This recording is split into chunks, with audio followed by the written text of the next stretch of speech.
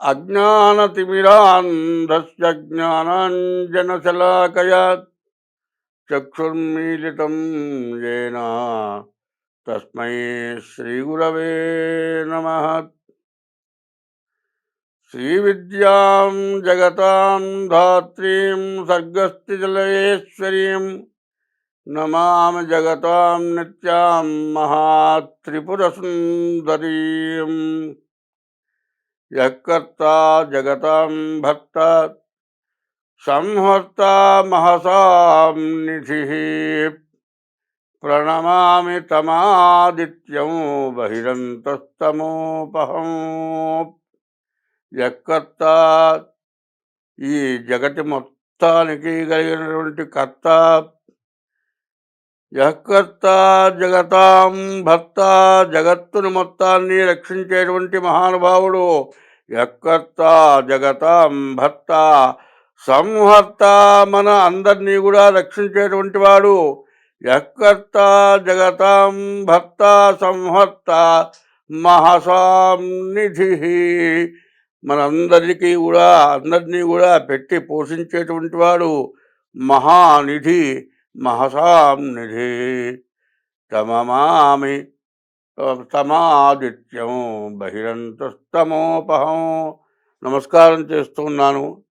దేశాన్ని సంరక్షించేటువంటి మహాకర్త సూర్యభగవానుడు, బ్రహ్మ విష్ణు మహేశ్వర స్వరూపుడైనటువంటి సకల మత రక్షకుడు, సకల జన రక్షకుడు అయినటువంటి ఆ సూర్యభగవానుడికి ప్రణమామి నమస్కరిస్తూ ఉన్నాను. ఈ రోజున 2024 డిసెంబర్ నెల మేషరాశి యొక్క ఫలితాలు చెప్పుకున్నాం. మేష వృశ్చికయోర్భౌమ. మేష వృశ్చికాలకి అధిపతి అయినటువంటి వాడు కుజుడు. అటువంటి కుజుడు అర్ధాష్టమంలో పడి ఉన్నాడు.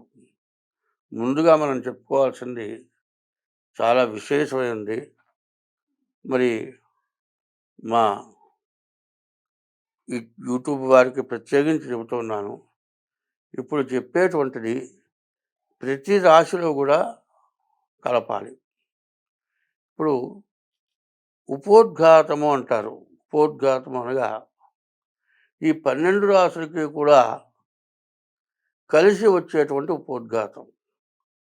2024 నుండి 2026 వరకు కూడా ఈ 3 సంవత్సరాలు కూడా అందరికీ కూడా చాలా గడ్డు సమస్యలు, ప్రతి వాళ్ళు కూడా సమస్యలతో బాధపడేటువంటి రోజులు అవటం చేత ప్రతి వాళ్ళు కూడా ఏ ఒక్క గ్రహం బాగుండకపోయినా దానికి తగిన దోషం పోవటానికి ఉపశమనం చేసుకోవాలి.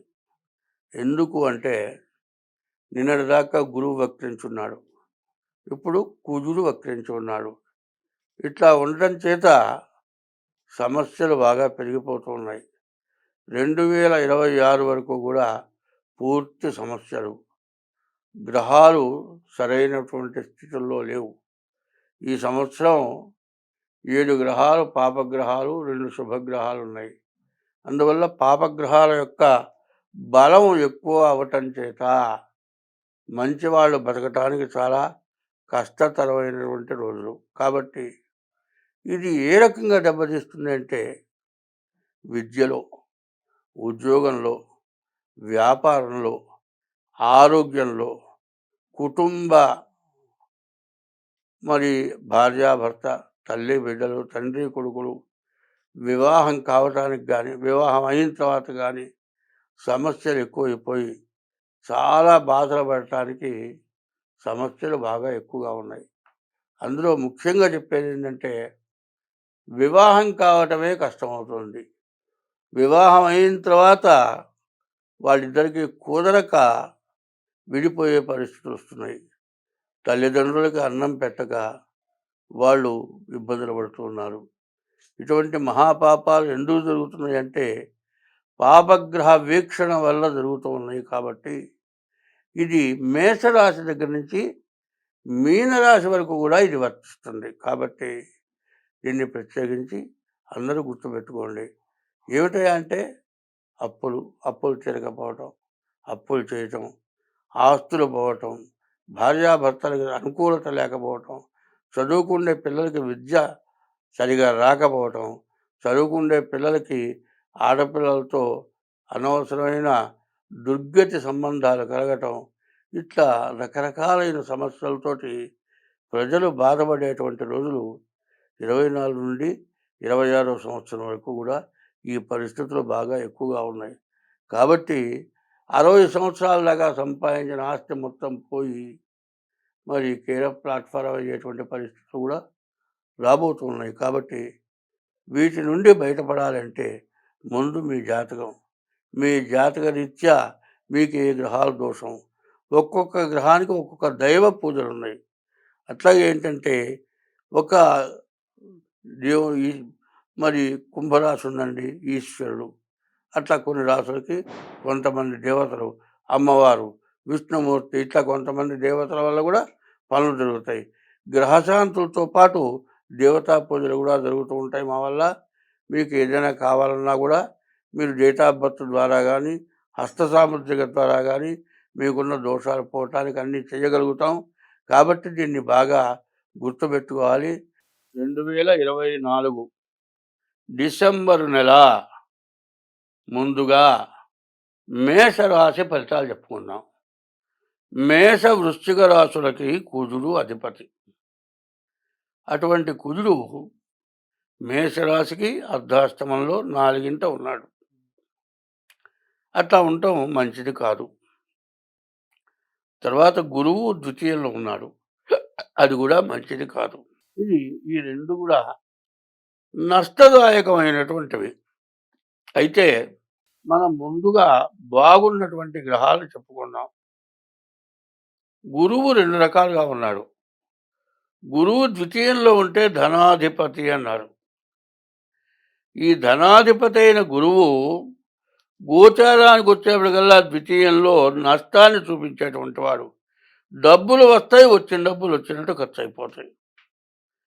తర్వాత కేతువు 6వ ఉన్నాడు. కేతువు కూడా మంచి లాభదాయకంగా ఉన్నాడు.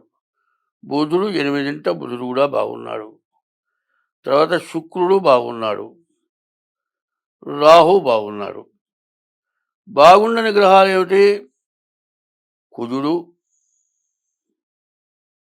తర్వాత రాహువు. ఈ 2 గ్రహాలే బాగాలేవు. మిగతా గ్రహాలను కూడా బాగున్నాయి. బాగున్న గ్రహాల వల్ల వచ్చే ఫలితం ఏమిటో చూసుకుందాం.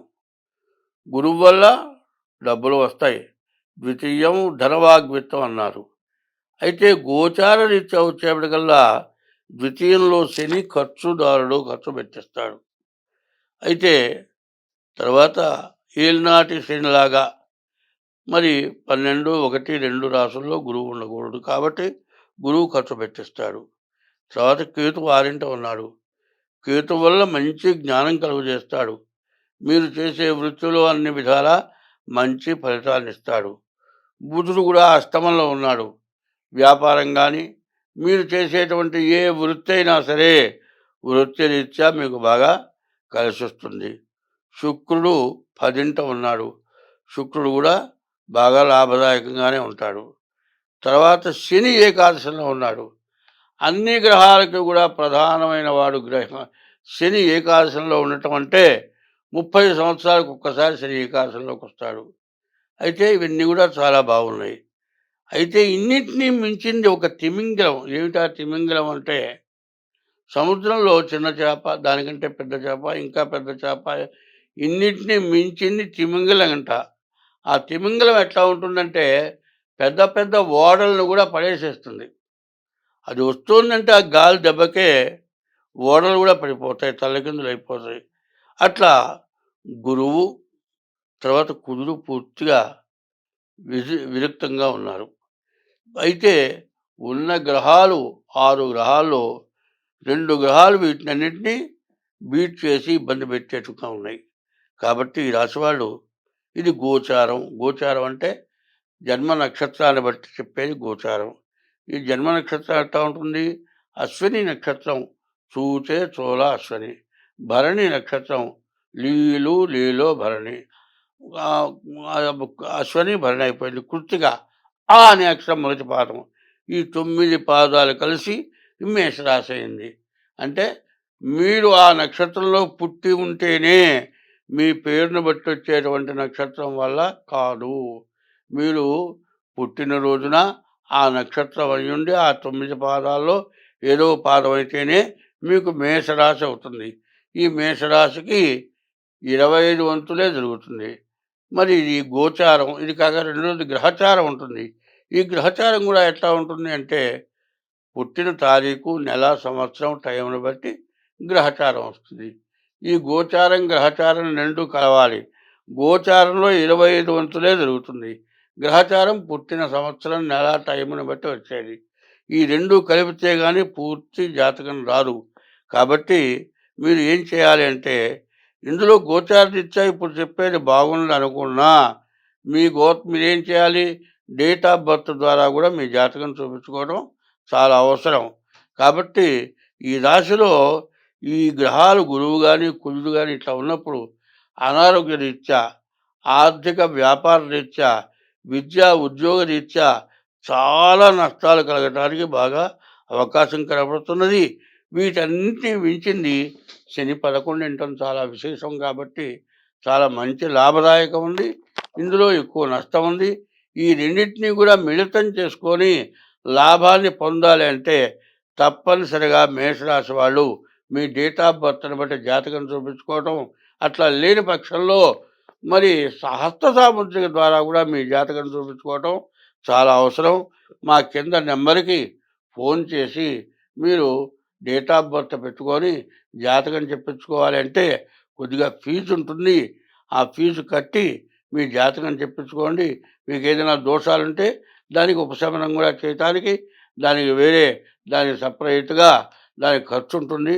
అటువంటిది చేస్తే మీరు ఎటువంటి నష్టపడకుండా అన్ని విధాలా లాభదాయకంగా ఉంటారు.